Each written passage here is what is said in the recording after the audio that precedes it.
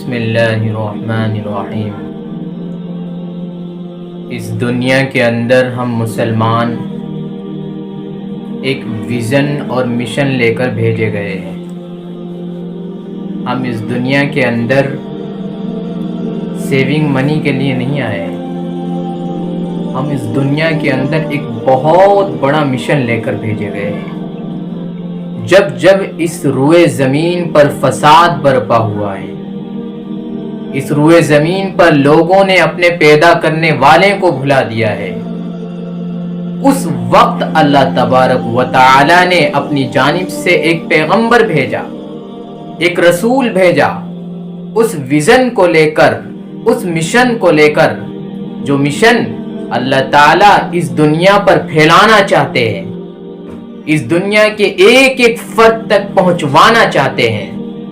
آپ مکے کی تاریخ اٹھا کر دیکھیے، رسول اللہ صلی اللہ علیہ وسلم کے دنیا میں آنے سے پہلے اس سرزمین کے کیا حالات تھے، اس کی کیا جغرافی تھی۔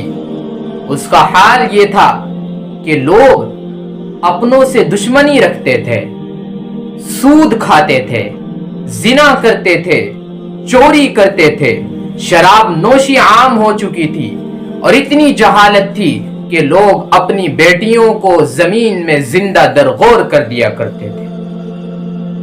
ایسے حالات کے اندر اللہ تعالیٰ نے اپنا مشن اور ویژن لے کر محمد صلی اللہ علیہ وسلم کو بھیجا۔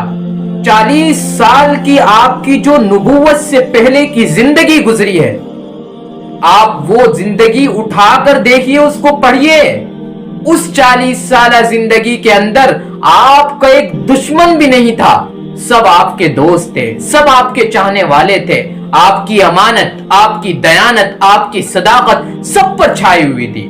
پورا مکہ والے آپ پر اطمینان کیا کرتے تھے، آپ پر بھروسہ کیا کرتے تھے، آپ کے پاس اپنی امانتیں رکھوایا کرتے تھے، آپ کے ذریعے تجارتیں کروایا کرتے تھے، آپ کے پاس اپنا مال پیش کر دیا کرتے تھے، سپرد کر دیا کرتے تھے۔ لیکن 40 سال کی عمر میں جب پیغمبر کو وہ مشن دے کر بھیجا گیا، وہ ویژن دے کر بھیجا گیا، جو مشن اور ویژن آج مسلمانوں سے دور ہو چکا ہے، پیغمبر علیہ الصلوۃ والتسلیم پہاڑ پر کھڑے ہوئے۔ آپ نے سب کو جمع کیا، تمام مکے والوں کو جمع کیا، اور لوگوں سے کہا، اے لوگوں، اگر میں تمہیں یہ خبر دوں کہ اس پہاڑ کے پیچھے ایک بہت بھاری جنگجو لشکر موجود ہے اور وہ تم پر حملہ کرنے والا ہے، تو کیا تم میری بات کا یقین کرو گے؟ لوگوں نے کہا، اے محمد، ہم نے آپ کو ہمیشہ سچا پایا ہے، یقیناً ہم آپ کی بات کا یقین کریں گے، آپ صادق و امین ہیں۔ تو اس وقت اللہ کے نبی علیہ السلام نے فرمایا، میں تمہیں اللہ کے عذاب سے ڈراتا ہوں جو جنگجو حملہ آور فوج کے حملے سے زیادہ خطرناک ہوگا۔ کیا ہوا؟ پوری تاریخ نے دیکھا، جو اپنے تھے وہ دشمن ہو گئے، جو رشتہ دار تھے وہ غیر ہو گئے۔ ابو لہب جو آپ کا چچا تھا، اس نے اس وقت کہا تھا، تبًّا لک یا محمد الہذا جمعتنا، ناس ہو تیرا اے محمد، اس وجہ سے تو نے ہمیں جمع کیا تھا۔ تمام آپ کے مخالف ہو گئے۔ اس دنیا کے اندر جو بھی شخص اس مشن اور ویژن کو لے کر آیا کہ مخلوق کو خالق سے جوڑے، مخلوق کو، دنیا والوں کو، ساری انسانیت کو یہ پہچان کرائے کہ وہ اس دنیا کے اندر صرف مال کمانے کے لیے نہیں آئے ہیں، اس دنیا کے اندر پراپرٹی جمع کرنے کے لیے نہیں آئے ہیں، اس دنیا کے اندر جائیدادیں بڑھانے کے لیے نہیں آئے ہیں، اس دنیا کے اندر امت کی اجتماعیت کے لیے آئے ہیں، امت کو جوڑنے کے لیے آئے ہیں، ان کی ایک طریقے سے سیاسی سماجی قوت کو بڑھانے کے لیے آئے ہیں۔ پیغمبر علیہ السلام نے اس مشن کو بڑھایا، اور آپ علیہ الصلوۃ والتسلیم نے اس مشن کو پائے تکمیل تک پہنچا کر صحابہ کو سپرد کر دیا۔ پھر صحابہ نے مشن کو بڑھایا، پوری دنیا میں پھیل گئے، کوئی افریقہ کے جنگلوں میں چلا گیا، کوئی ٹرکی چلا گیا۔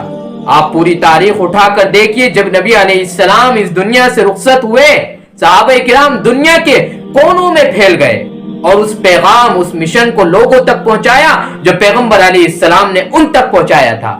کیونکہ اللہ کے نبی نے ان کو ایک ذمہ داری دی تھی حجت الوداع کے خطبے کے اندر. آپ نے فرمایا تھا الا هل بلغت، اے لوگو کیا میں نے تم تک پیغام پہنچا دیا؟ الا هل بلغت، الا هل بلغت، الا هل، 3 مرتبہ رسول اللہ نے فرمایا. صحابہ نے یک زبان ہو کر فرمایا، عرض کیا نعم یا رسول اللہ، بلا یا رسول اللہ، جی ہاں اللہ کے رسول آپ نے پیغام پہنچا دیا.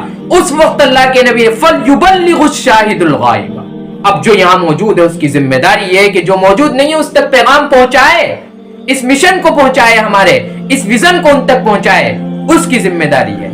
اس لیے صحابہ پوری دنیا میں پھیل گئے، دنیا کے کونوں کونوں میں چلے گئے. ایوب انصاری رضی اللہ تعالیٰ عنہ کا مقبرہ ترکی کے استنبول کے اندر ہے. کیوں مدینے کے اندر کیوں نہیں ہے؟ کیونکہ وہ اس طرف پیغام پہنچانے کے لیے اور مشن پہنچانے کے لیے چلے گئے تھے. اس ہندوستان کی سرزمین سرہند میں صحابہ کی قبریں موجود ہے، پوری دنیا میں صحابہ پھیل گئے. اب امت محمدیہ پر وہ ذمہ داری آتی ہے جو ذمہ داری اللہ ابھی تک نبیوں کو دیتا چلا آ رہا تھا، جو ویژن اور جو مشن اللہ اپنے نبیوں کو دیتا چلا آ رہا تھا، اب وہ ذمہ داری امت محمدیہ پر چلی آتی ہے. اور ہر 100 سال کے بعد ایک بچہ ایسا پیدا ہوتا ہے جس کو وہ ویژن اور وہ مشن سپرد کیا جاتا ہے، اور وہ بچہ اس مشن کو لے کر چلتا ہے. 14ویں صدی تک تمام مجددین اور تمام مشن والے عرب میں پیدا ہوئے. 14ویں صدی کے بعد اس ہندوستانی علاقے میں 16ویں صدی کے اندر ایک مجدد شیخ احمد سرہندی مجدد الفسانی پیدا ہوئے. انہوں نے جو دین اکبری کے ذریعے اکبر بادشاہ نے جو دین کے اندر آمیزش کر دی تھی اس فتنے کو ختم کیا اور امت کو ایک پلیٹ فارم پر جمع کیا. 17ویں صدی کے اندر شاہ ولی اللہ محدث دہلوی رحمت اللہ علیہ نے دہلی کے اندر سے جو فتنے پھیل رہے تھے مسند حدیث پر بیٹھ کر لوگوں کو سمجھایا اور قرآن کی تفاسیر لکھی اور کتابیں لکھی. 18ویں صدی کے اندر حجت الاسلام مولانا قاسم نانوتوی رحمت اللہ علیہ نے دارالعلوم دیوبند کی بنیاد رکھے امت کے اسلام کو بچایا. 19ویں صدی کے اندر شیخ الہند مولانا محمود حسن دیوبندی رحمت اللہ علیہ نے جنہوں نے جامعہ ملیہ اسلامیہ کی بنیاد رکھنے میں اہم رول ادا کیا، انہوں نے اس پیغام کو آگے بڑھایا. اس طریقے سے ہم تک یہ دین پہنچائے.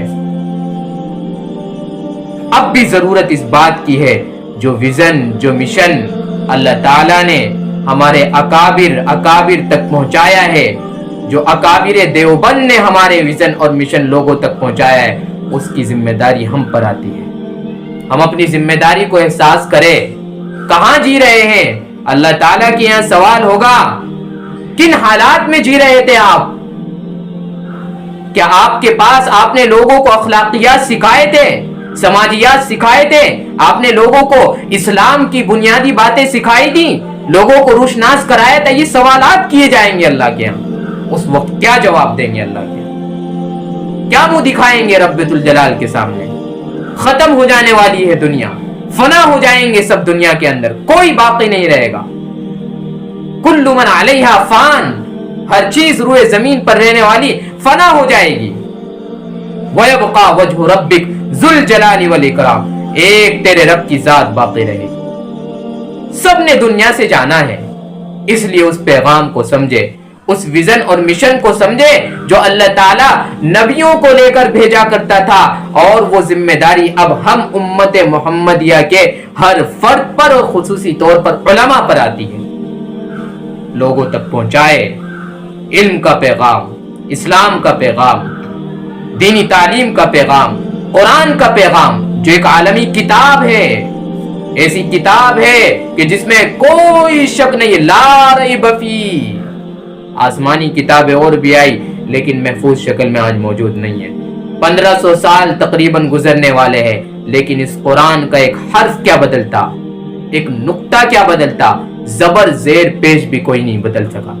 یہ اس بات کی حقانیت کی دلیل ہے کہ یہ قرآن اللہ کا پیغام ہے. اس کو مسلمانوں کو سمجھنے کی ضرورت ہے. اس لیے میرے عزیزو اس پیغام اور اس مشن کو سمجھے جو اللہ نبیوں کو دے کر بھیجا کرتا تھا. اور وہ نبیوں کو دے کر بھیجنے کے بعد اب وہ ذمہ داری امت محمدیہ کے ہر فرد پر خصوصاً علماء پر آتی ہے.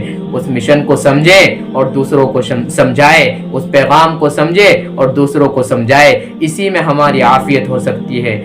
اور اگر ہم نے اس مشن کو لوگوں کو سمجھائے بغیر اور سمجھے بغیر دنیا سے چلے گئے تو اللہ جانے ہمارا اس کے ہاں حشر کیا ہوگا۔ اللہ سے دعا ہے کہ اللہ تعالی ہمیں اپنی ذمہ داریوں کا احساس کرنے کی توفیق عطا فرمائے۔